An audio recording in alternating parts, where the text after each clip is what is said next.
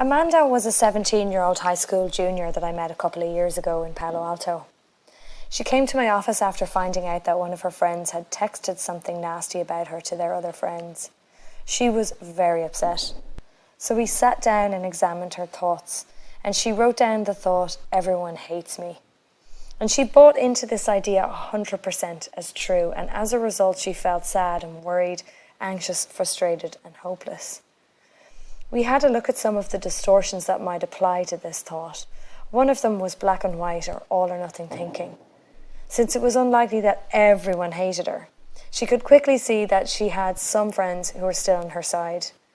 She could also see that hate was probably a strong word, and she suspected that this particular girl might have been mad at her for something else. Another distortion she could identify was mind reading. This is the idea that you can tell what others are thinking, as if you can read their minds. These errors in thinking are called distortions because they distort the truth. And like any good illusion, there's a grain of truth in there somewhere. That's why they're so easy to believe.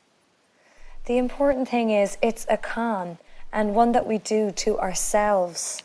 For Amanda, it was her distorted thinking that created an illusion that upset her, not the events themselves.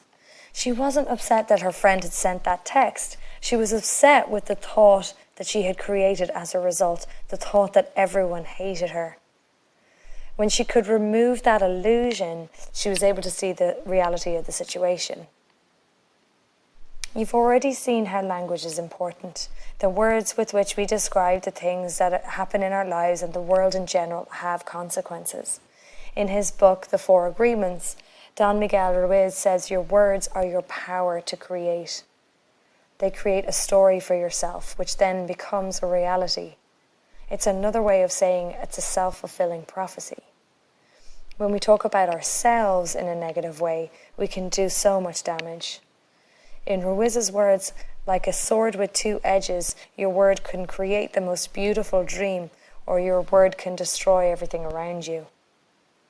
When we say, "I'm a bad person," we start to act like a bad person, because this is the story we believe about ourselves, and so it becomes a reality. Sometimes out loud, just to ourselves, under our breath or in our own heads. Sometimes we're so used to it, we don't even pay attention anymore.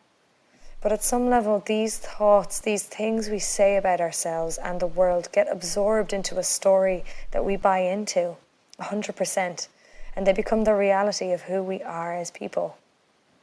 These things we tell ourselves, they seem real, and we buy into them so much that it never dawns on us that they're just stories. Stories that we can either choose to agree with or not.